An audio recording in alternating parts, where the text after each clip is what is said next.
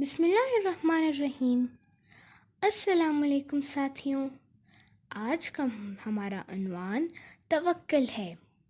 لفظ توکل وکالت سے نکلا ہے۔ جو کام ہم خود نہیں کر سکتے اس کے لیے ہم وکیل کرتے ہیں۔ ہم سب کا بہترین وکیل اللہ تعالیٰ ہے اور ہم اپنے ہر کام کے لیے اللہ پر توکل کرتے ہیں، یعنی اللہ پہ بھروسہ۔ سورہ نحل کی آیت 99 میں ہے، شیطان کو یقیناً ان لوگوں پر کوئی بالادستی حاصل نہیں ہوگی جو ایمان لائیں اور اپنے رب پر توکل کرتے ہیں۔ اس آیت میں خوشخبری ہے ان لوگوں کے لیے جنہوں نے اللہ پر توکل کیا۔ یقیناً شیطان ان لوگوں کو نہیں بہکا سکتا جو اپنے ہر کام میں اللہ پر بھروسہ کرتے ہیں۔ علامہ طباطبائی کے نزدیک توکل کے معنی ہے ہم اپنے امور میں صرف خدا کو مؤثر سمجھیں۔ ہم زندگی کے تمام معاملات میں اللہ پر پورا یقین رکھیں کہ خدا ہی دینے والا ہے اور اس کے علاوہ کسی سے نہ ڈریں۔ اللہ تعالیٰ سب سے طاقتور، سب سے پاورفل ہے اور وہ ہم انسانوں سے بہت ہی زیادہ پیار کرتے ہیں۔ سورہ انفال کی آیت نمبر 2 میں مومنوں کی نشانی بتاتے ہوئے یہ بھی کہا گیا کہ وہ اللہ پر بھروسہ کرتے ہیں۔ قرآن یہ بھی کہتا ہے کہ اللہ توکل کرنے والوں کو دوست رکھتا ہے۔ سورہ آل عمران آیت 159 میں ہے کہ اللہ توکل کرنے والوں کو پسند کرتا ہے۔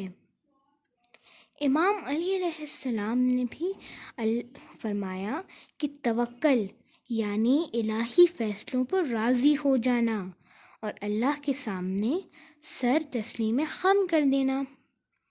حضرت ابراہیم علیہ السلام نے بھی ہمیں ایک توکل کی مثال دی ہے جب آپ سے اللہ تعالیٰ نے ان کی قربانی مانگی تھی۔ اللہ تعالیٰ نے حضرت ابراہیم سے فرمایا تھا کہ مجھے آپ کی دل کے سب سے نزدیک، سب سے بہترین چیز کی قربانی چاہیے۔ حضرت ابراہیم سمجھ گئے کہ اللہ تعالیٰ حضرت اسماعیل کی قربانی چاہتے ہیں، اور حضرت ابراہیم نے اللہ پر توکل کیا، بھروسہ کیا، اور چونکہ انہیں پتہ تھا اللہ تعالیٰ ہمیشہ ہماری بہتری کے لیے کوئی بات کرتے ہیں،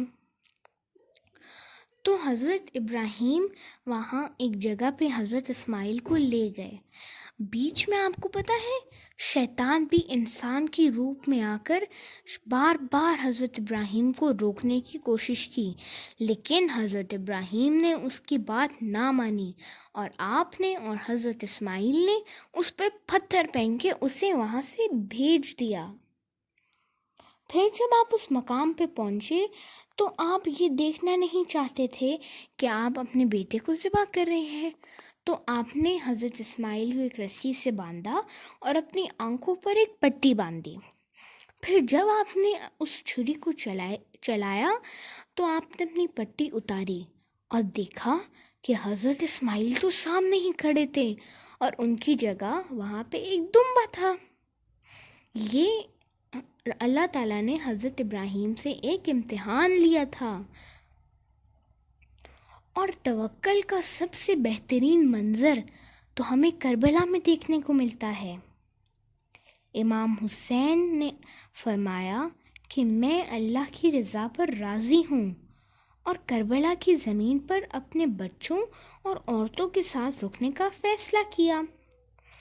2 محرم تھی جب آپ کربلا پہنچے۔ امام حسین حق پر تھے، اسی لیے وہ اللہ کے سوا کسی سے بھی نہیں ڈرتے تھے۔ یہی وجہ تھی کہ شہزادہ قاسم سے جب امام حسین نے پوچھا کہ بیٹا آپ کے لیے موت کیسی ہے، تو انہوں نے فرمایا میرے لیے موت شہد سے بھی زیادہ میٹھی ہے۔ امام حسین کے تمام اصحاب شہید ہو گئے تھے، اور یزید کو تو لگا کہ وہ جنگ وہ جیت گیا ہے، لیکن وہ تو صرف وقتی کے لیے اسے یہ لگا تھا۔ اصل میں وہ جنگ امام حسین جیتے تھے، چونکہ امام حسین حق پر تھے، اور آج تک لوگ امام حسین کو زندہ باد اور یزید کو مردہ کہتے ہیں۔ امام سجاد علیہ السلام فرماتے ہیں کہ اگر میں اپنے بابا حسین پر اتنا گریہ کروں کہ میری بینائی کھو بیٹھوں اور میری جان بھی چلی جائے، تب ہی میں اپنے بابا پر گریے کا حق نہیں ادا کر سکتا۔ اتنی قربانیاں دی تھی امام حسین نے۔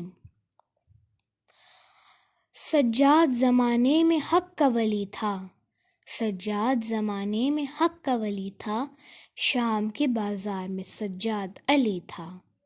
کانپتی کیوں نہ یزید تیرے دربار کی دیواریں، کانپتی کیوں نہ یزید تیرے دربار کی دیواریں، زنجیروں میں جکڑا مگر وہ شیر جلی تھا۔ اللہم صلی علی محمد وآل محمد۔